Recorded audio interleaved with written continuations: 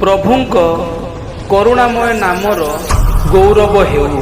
वाक्य शुणुथिबा प्रभुंकर प्रिय लोक मानू प्रभु जीशु ख्रीष्टंक सुमधुर नामरे नमस्कार। आसंतु आजी पिता परमेश्वरंक पवित्र धर्मशास्त्र पठन करिबा।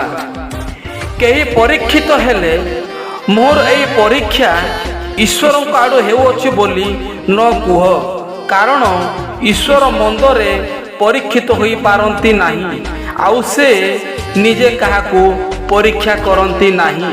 जाकुब 1 पर्वर 13 पद। वाक्य बुझिया पाई, वाक्यर कार्यकारी हेबा पाई प्रत्येक प्रभु साहाय्य करंतु। एही वाक्य द्वारा आपण मानक परिवार को प्रभु प्रचुर भावे आशीर्वाद करंतु। धन्यवाद। आमेन।